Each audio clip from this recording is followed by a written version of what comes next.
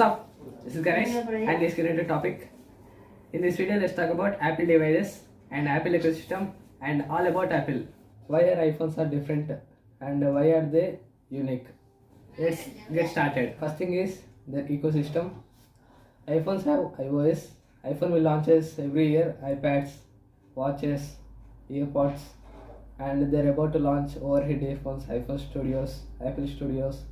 You won't get out of it very quickly because it is very awesome UI. They will use the best processor in any phone, because if you compare Apple A14 Bionic chip versus Snapdragon 875 or Kirin 9000 or Exynos processor, Apple will be in the top because it is designed for the iOS, so it will run very smooth. It is optimized for the Apple ecosystem and it is optimized for the iOS, so it will run very speedily and you won't notice any lags.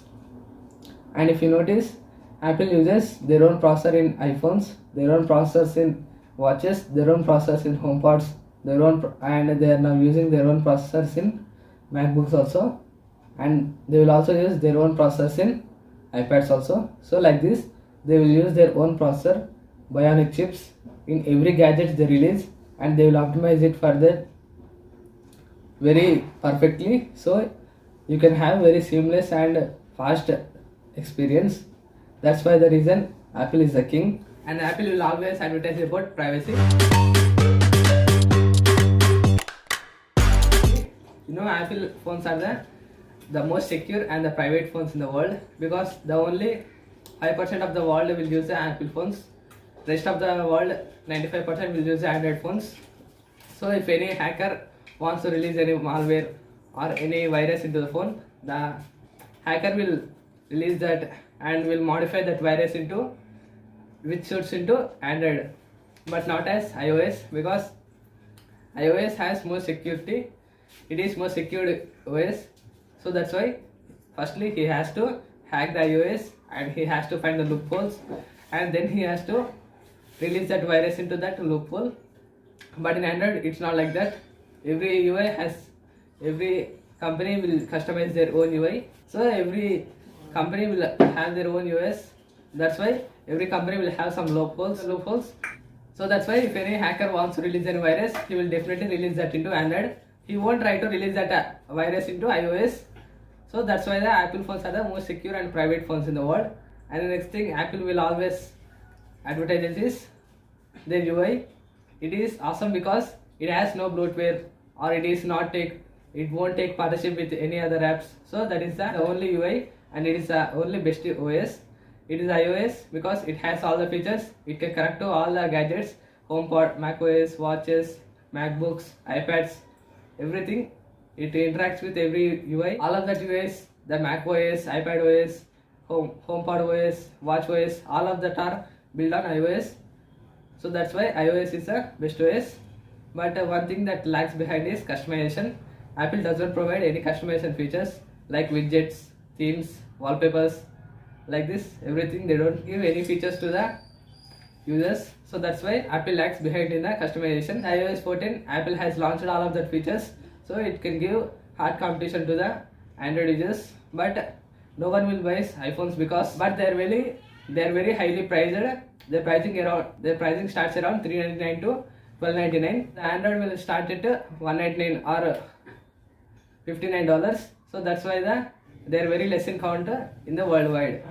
It is different because Android is an ecosystem, iOS is another ecosystem. Their Android, it is open source project. Anyone can download it, anyone can customize it. But in iOS it's not like that. It is a trademark. It is a copyright UI. So that's why only Apple has to use that. Apple has only rights to use that iOS. If you notice, last year iPhone 11 Pro Max has a 3916 mAh battery. In Android there are around 7000 and 6000 and 5000 mAh battery phones. Apple will optimize their battery to their iPhones and Macs because Apple will build their own processor, everything. So that's why it will customize this and it will optimize the battery and the displays and the network, everything. Apple will optimize their devices from them only. Will only optimize their devices. But in Android it's not like that. Like OnePlus will bring the chips from the Snapdragon, so they can't optimize their devices perfectly.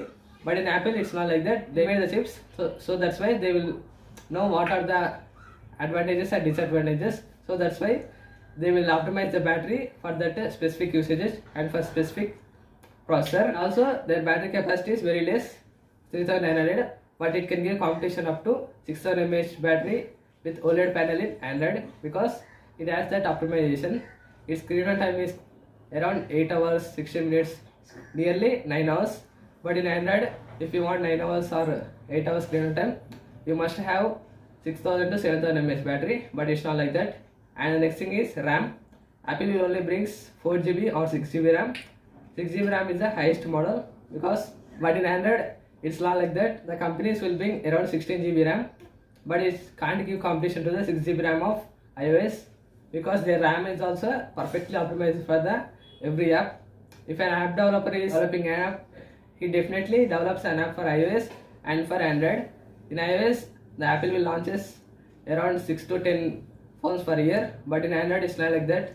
Every company will launches around 600 to 700 phones per year. So every company and every developer, every app and optimize for that every specific phone. He has to optimize that every app for specific phone for around 600 to 700 times. But in iOS it's not like that. The developer will has to develop it one time and he releases that app to the 11 Pro Max. It can be used in 12 Pro Max or 10s Max, everything. He has to develop that app to the iOS, not for specific phone. So that's why the RAM presses to its least RAM. In iOS, if there is a 4GB RAM, if you open 4 different apps data is around 4GB. Like if I open the PUBG, which is around 2GB, and Asphalt 9, which is around 2GB, the two apps will reload because it can't compress them into it least size. But in iOS it's not like that. The app will compresses 2GB RAM into 200 MB. So that's the reason Apple RAM is very less, but it can optimize and it can't let reload any app. And the screen resolution, Apple will not bring the specific 1080p or Quad HD display. They will bring their screen resolution between 1080p to Quad HD. They does not specifically mention it. They will bring around 1090 or 2000 pixels to 1440. They will bring that pixels around 1080 to Quad HD. They will name it as Super Retina XDR display, Retina display. Super Retina means it's Quad HD, near to Quad HD. High range Retina means it's around 1080p, and Retina means it's 720p.